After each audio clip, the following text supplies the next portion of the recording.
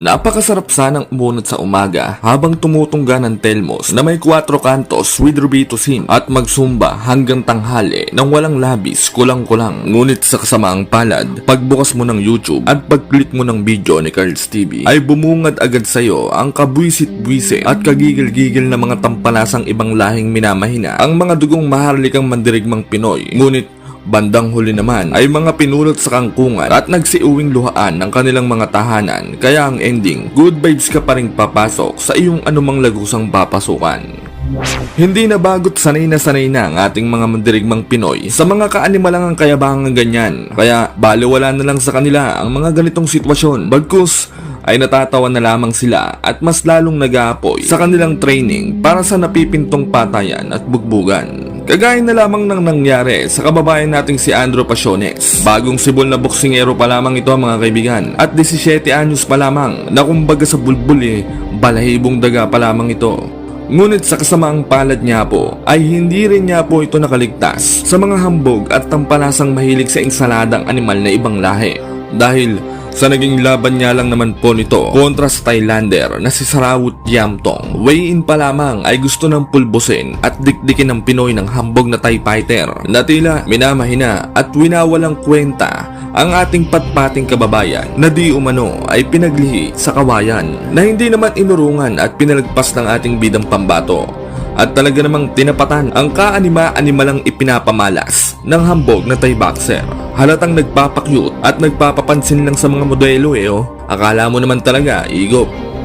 Bago ang kanilang laban ay puro talak na agad ang lumalabas sa bungangang may kulanin ng hambog na Thai boxer na ito mga kaibigan. May pa-post pa sa social media na nasobrahan daw sa margarine ng ating kababayan at kinulang naman daw sa vitamin B69 at keratin dahil mas marami pa daw ang tadyang at kalansay kaysa sa laman at pityo nito. At hindi daw porkit bata pa ito ay kakaawaan niya na daw ito at bibigyan ng partida.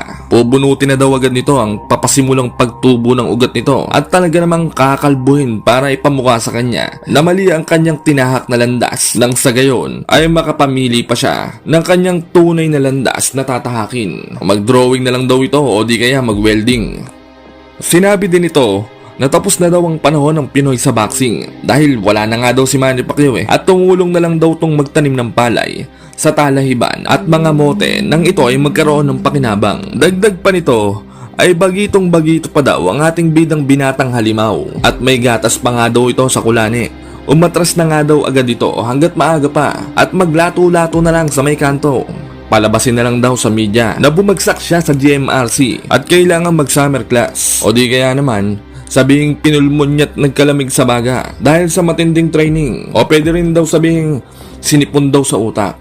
Puro pang-iinsulto ang sinambit ng hambog at bastos na Thai boxer na ito mga kaibigan na talaga namang nakapagpaapoy sa natutulog na dragon ng ating bidang binatang halimaw. Hindi daw niya pala nagpasin ang mga kabaru-baro balat mga kawalang hiyaang mga pinagsasambit ng animal na Thai fighter na ito mga kaibigan. At yung sinasabi daw nitong masyado pa daw siyang bata ay isang kahibangan daw dahil kayang-kaya na daw niyang makipagsabayan. At kung gusto daw niya ay papakitaan pa daw niya ito kung paano gumawa ng bata ng magkaalaman. Ipapalunok daw niya lahat ng kayabangang pinagsasabi ng Thai boxer na ito at tuturuan ng leksyong the square root of X and Y plus karma. Ginanap ang kanilang laban sa Saigon Sports Club, Ho Chi Minh City, Vietnam. Maglalaban sila sa timbang na 108 pounds o light heavyweight division para sa isang 10 rounds bout. May suwabing parang inahit na labahang may kalyo ang kartada ng ating bidang halimaw na 3 panalo. Lahat ay pinatulog sa kangkungan. Samantalang si Sarawut naman na tirador ng expired na iskalan ay may 17 panalo, 12 ay tinapos sa pamamagitan ng knockout at 2 talo lamang. Bagamat walang talo ang ating kababayan kumpara sa Thai boxer na ito mga kaibigan, ay tinuturing na heavy underdog pa din ito ng mga boxing analysts dahil di umano ay luging-lugi daw ito pagdating sa experience at wala pa naman daw itong napapatunayan. Kaya sa online betting site napakarami talagang pumusta sa Thai boxer na ito mga kaibigan. Meron pa nga nakipagpustahan ng palit nanay at palit edits Sa mismong laban, ang lakas ng pausok at effects ni Sarawut Yamtong mga kaibigan. Halatang may kinikilingan, palibasa teritoryo At talaga namang hanggang Vietnam ay maririnig nating may naglalato-lato pa rin. Uso din pala yun doon. Samantala, Grabe, ganadong ganado ang Thai boxer.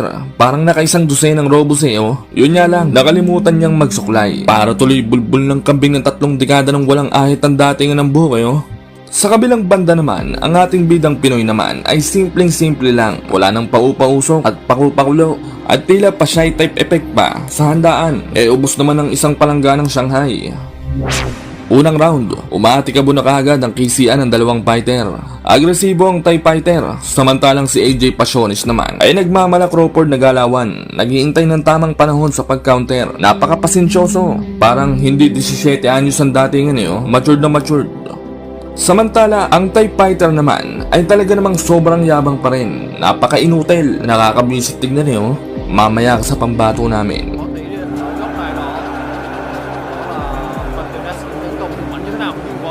Thái Lan cũng cho thấy mình không phải giảm vừa với những tình huống đá đòn vừa rồi.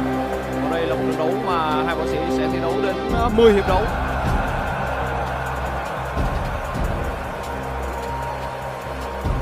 Năm năm trước, đội tuyển U23 ông John Martinez đã đến với những cái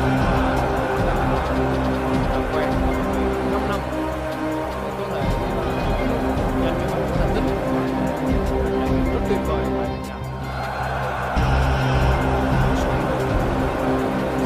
Tục gắn bó lâu dài tìm thắng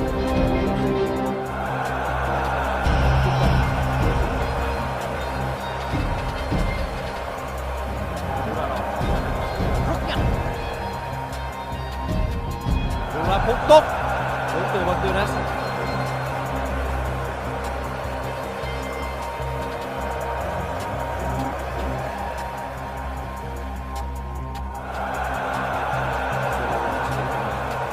Trái của Bonisov với Sarawut Champong, võ sĩ ngày 24 tuổi, bất lợi hơn thể hình về chiều cao và sải tay, và vừa rồi thì Martinez đã có Sarawut Champong cho rằng có những đầu vai mà thôi, rất nặng. Rất may cho Sarawut Champong và phải chọn không thua rồi. Kinh nghiệm đi sâu từ Sarawut Champong.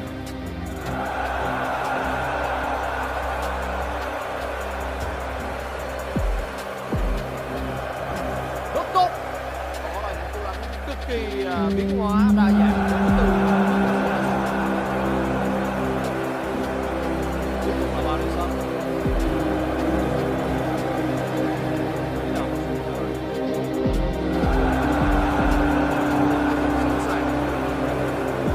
Patapos na ang round 1, biglang bumagal na si Giamtong. Mukhang natunaw na ang amats nito. At siguro ramdam niya na ang lakas ng suntok ni Pasiones, kaya nagdadalawang isip na itong sumugod.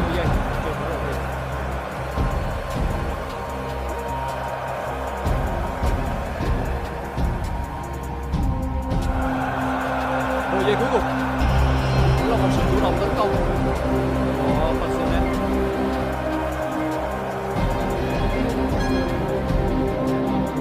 Round 2, panandali ang tumigil ang mundo dahil sa round girl. Grabe, ang laki ng billboard na hawak na may nakasulat na round 2. Sa round din na ito mga kaibigan, ay dito natutuldukan ng ating bidang halimaw ang hambog at mayabang na Thai fighter at gugulantangin ang mundo ng boxing. Tục đến với hiệp đấu thứ hai, trận đấu giữa Pasiones, võ sĩ quốc tịch Philippines và người đang thi đấu và tập luyện tại LSC. Đối đầu với võ sĩ cũng khá là dày dặn kinh nghiệm của quốc tế là Sarawut Champong.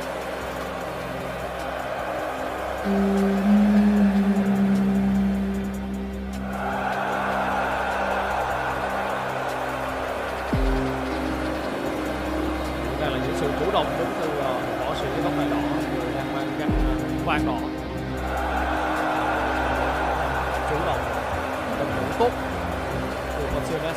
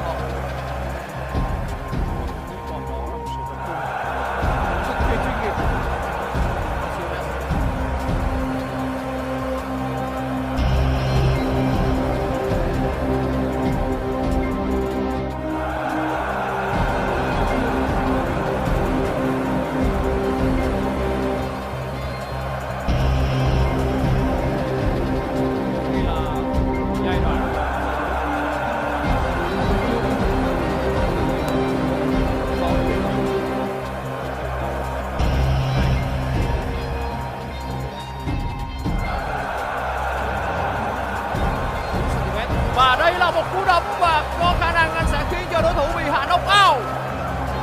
Những bước chân loạn choạng và đứng không.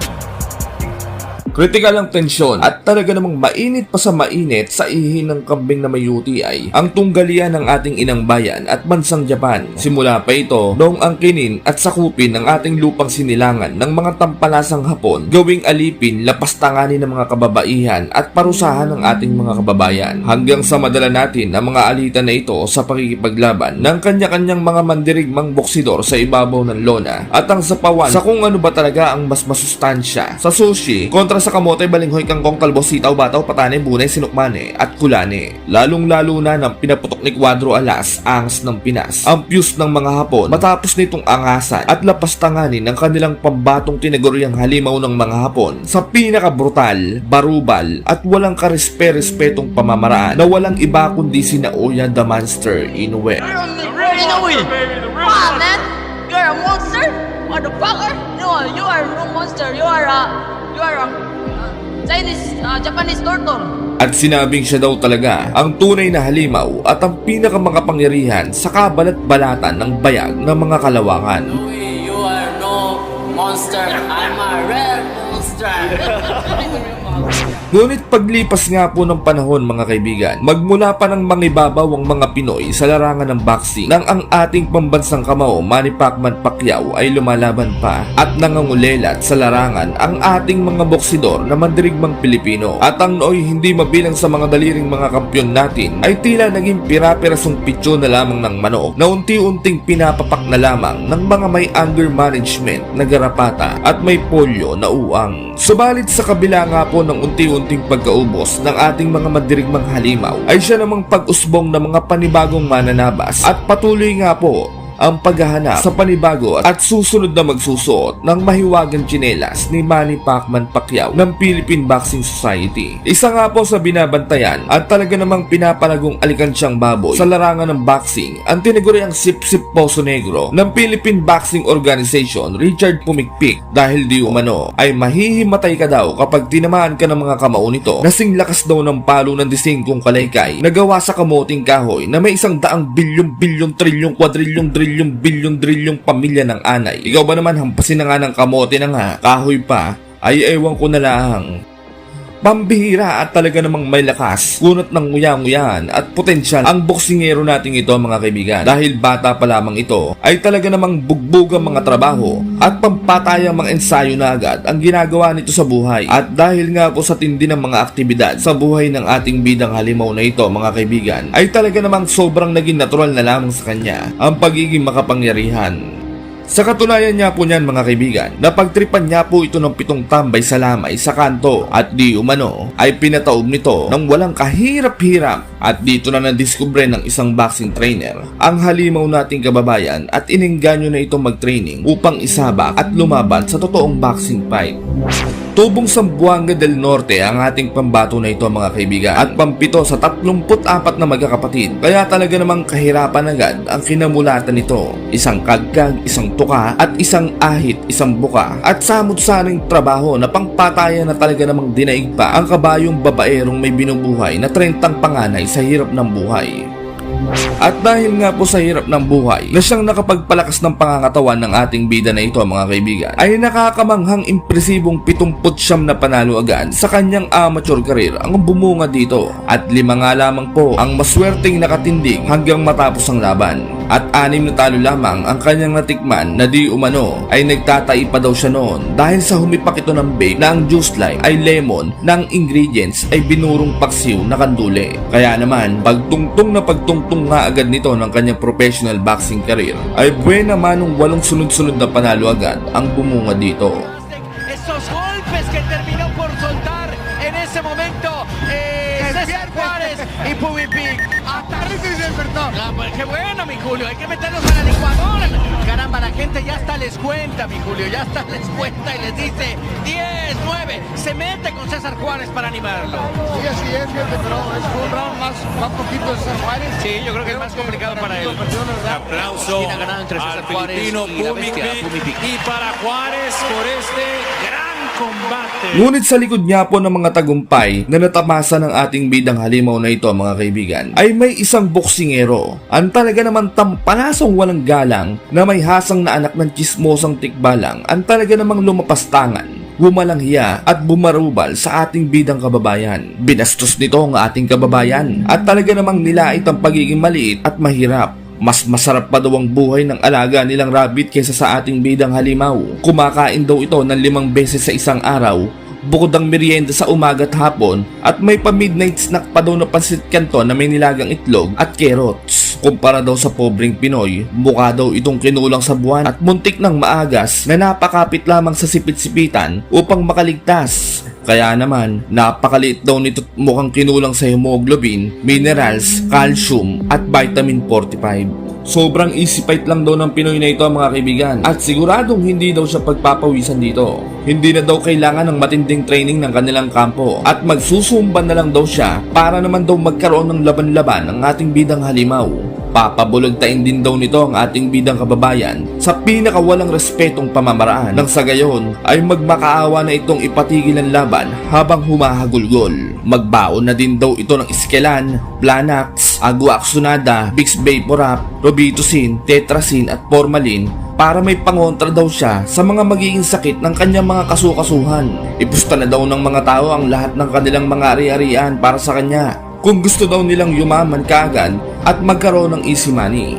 Kumunot naman ang bulbol, balbas ng ating kababayan mga kaibigan sa sobrang vice grip at sinabing kahit magsuntukan pa daw ang alaga niyang kuneho kontra sa alaga niyang pusa.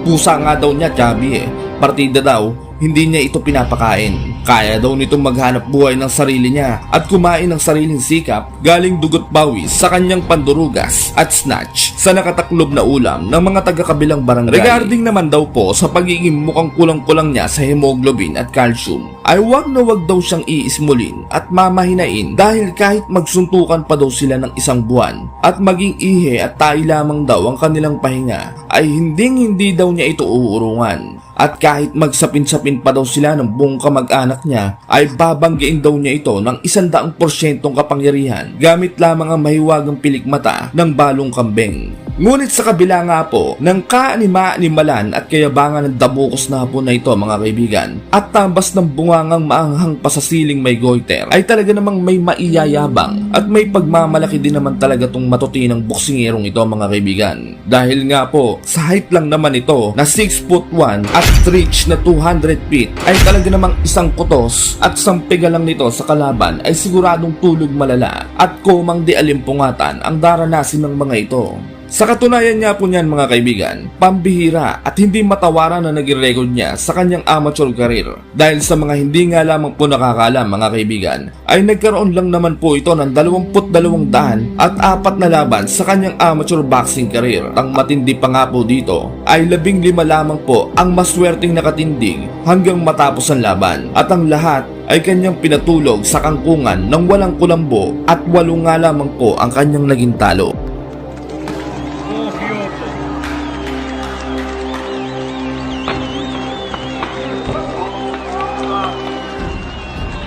At ang isa pa nga po sa pinakamalupit na karanasan ng higanteng hapon na ito mga kaibigan, ay pinabulog talang naman ito ang legendary boxer ng mga Cuban na si Guillermo Rigondo, na tirador ng dinaing na kabayo ng 2 beses.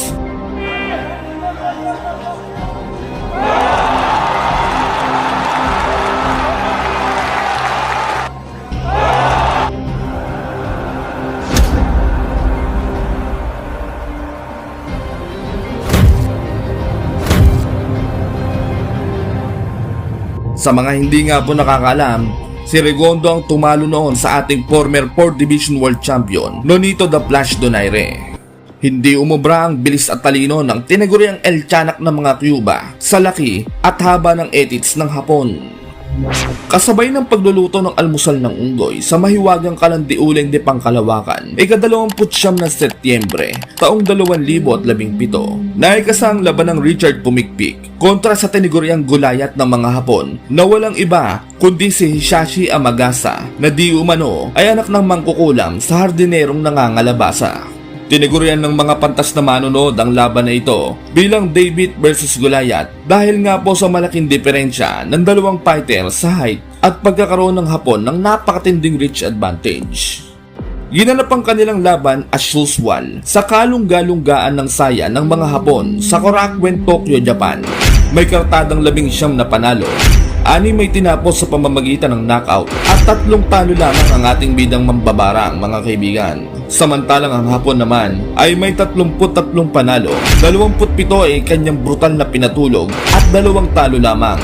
Sa puntong ito mga kaibigan ay talaga namang underdog na underdog ang tingin ng mga Hapon sa ating bidang kababayan at nagbaon na nga daw po sila ng unan dahil siguradong aantukin lang daw sila sa magiging performance ng ating kababayan dahil nga sa malaking agwat ng kanilang pangangatawan at lalong lalo na daw sa kartada at quality opposition o bigat na mga pinaslang na mga halimaw ng dalawang mangkukulam amang babarang. Tinapaktapakan ng mga Hapon ang dignidad at prinsipyo ng ating kababayan at ng ating mga lahi ng mga dugong mahalikang mandirigmang halimaw. Kaya naman, mahahalatang nag-aapoy na sa determinasyon ang ating bidang halimaw at tigas na ang burnek. Unang round, wala nang intro-intro. Kinangkang na agad ng ating mambabarang ang anak ng mangkukulam sa kapatid ng magsusuman. Ginagamitan ito ng Pinoy ng mga malabagsbaning footwork para makadistansya siya ng malapit. Nagpapaulan din ito ng mga mala-armalite na mga kombinasyon.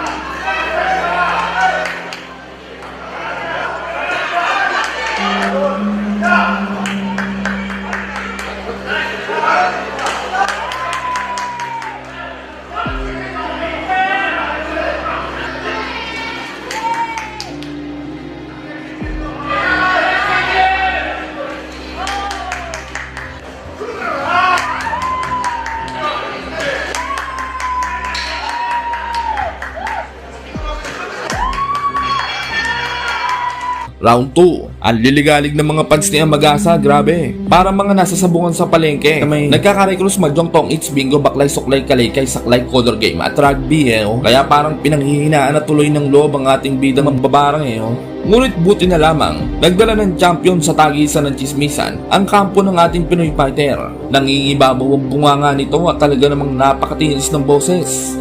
Na mahiya mo naka-mic in na megaphone sa pawang daan-daan bilyon-bilyon trilyon mga fans ng Hapon Samantala, kumikisi-kisi na rin ng Hapon at ang Pinoy ay tuloy-tuloy pa rin sa pangkakangkang sa Hapon na mahiya mo single ma'am na kunehong nakarobus.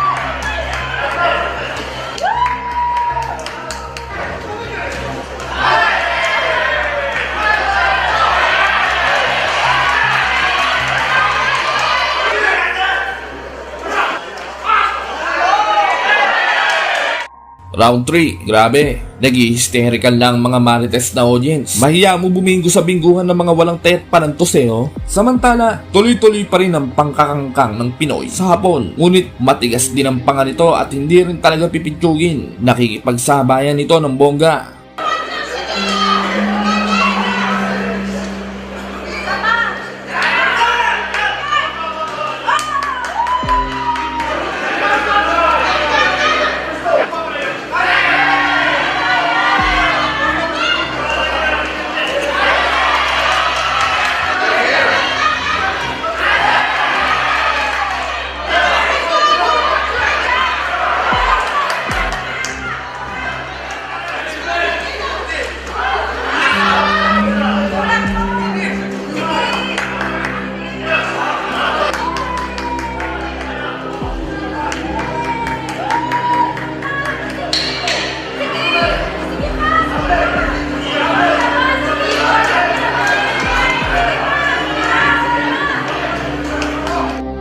Round 4, parang disusing laruan ng Pinoy, grabe. Sugod na sugod.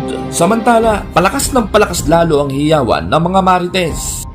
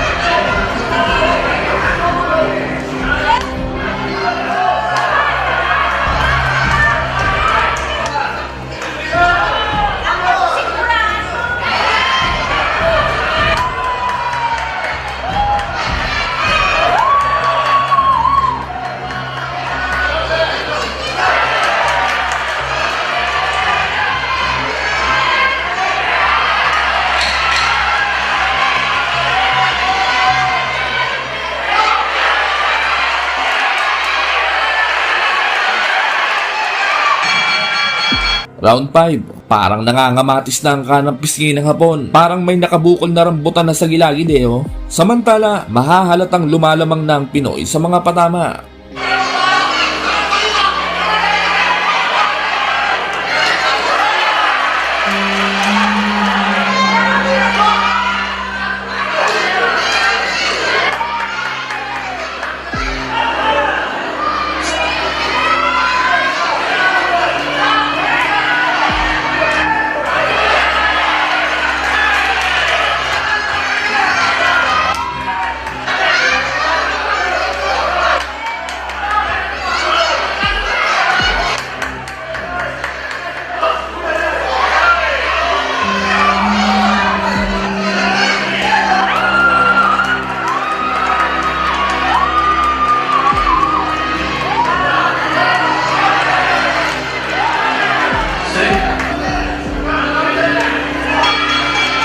Round 6, puro wild punches pa rin ang pinakakawalan ng Pinoy. Salit-salitan sa mukha at bodega ang pinupuntirya nito. Mukha tuloy natatain na tong Hapo dahil sa mga birada ng Pinoy.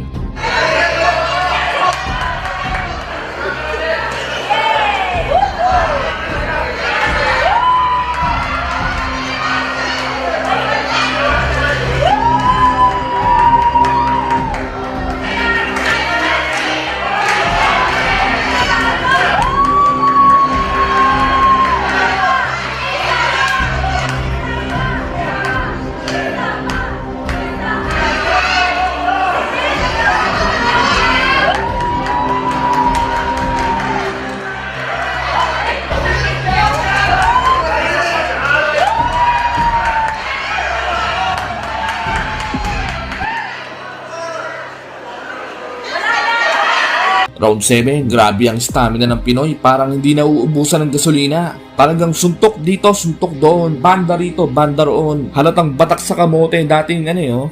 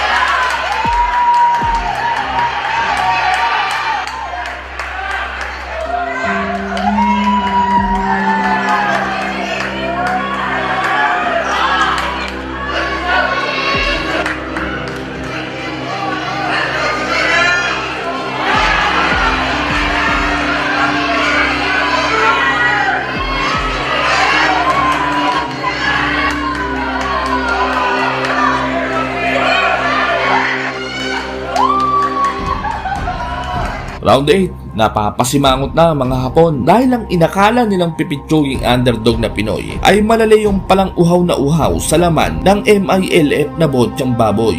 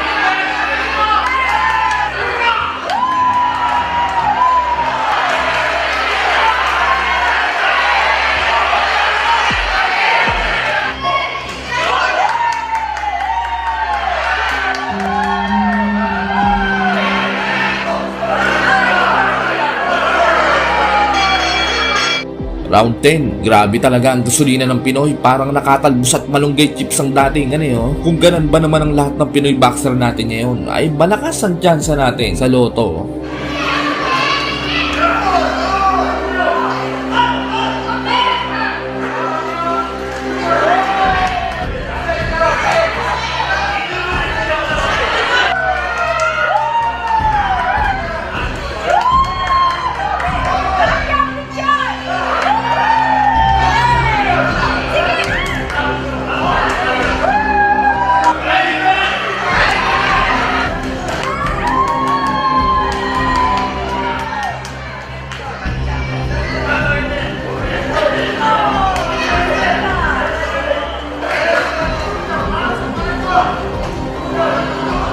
Round 11, namamaga na ang nguya-nguyaan ng hapon at tinutubukan na rin ng sari-saring kulane, goiter at bulutong paloob ang pagmumukha nito. Halatang iniinda na ang lakas ng suntok ng Pinoy.